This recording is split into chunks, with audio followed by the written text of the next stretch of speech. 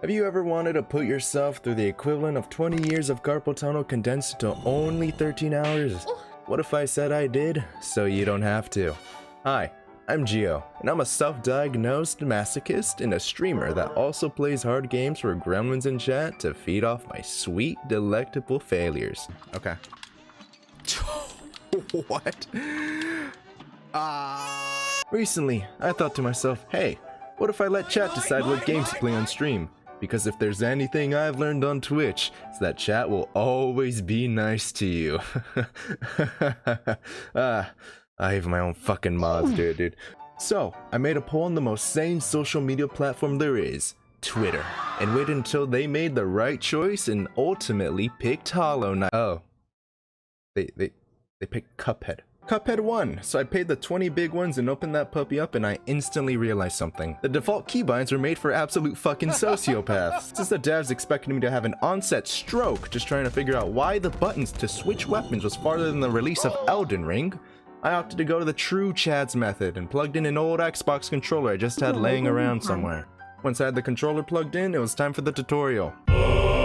I started my first boss with the root pack, a boss rush consisting of vegetables that would like to see me turned into one. And it was here where I realized there was a fatal mistake in the way I was playing.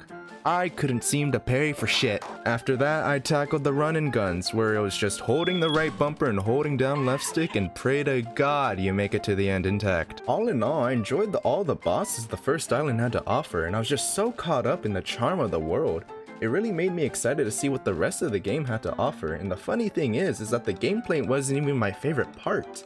It was just the little quirks with the animation and all the love and detail that really drew me into the world. And as much as I hate saying this, it made me feel like I was playing something in the 1930s, and it makes me regret not picking up this game sooner. I know Cuphead was released a while ago, but I never really had the chance to play it because everyone talked about the difficulty being this uber level threat that made Contra look like a game for babies with one arm. So it always kind of deterred me for a while, but after playing through the entirety of the game, I can confidently say it's not the nuts to butts hardest game of my life. Sure, sometimes it would bend me down and go to town, but everything in Cuphead feels fair and balanced. Like all the times I died were my fault. Oh, I died because I was too slow with my pacing. Or I died because I fucking suck at parry. I only really felt like the game was cheating me a bit whenever I went up against the B-boss and those godforsaken RNG platforms. The fight isn't impossible by all means, but it's irritating when my success in the fight relies on an RNG element that only gives me a pube hair length of time in terms of warning. While we're on the topic of bosses, I loved how each one was different from the last. I felt like I had to dedicate time to learning each mechanic of the fight instead of just regurgitating the same moves or weapons that other games just condition you to do. It's a nice breath of fresh air, and I can respect that.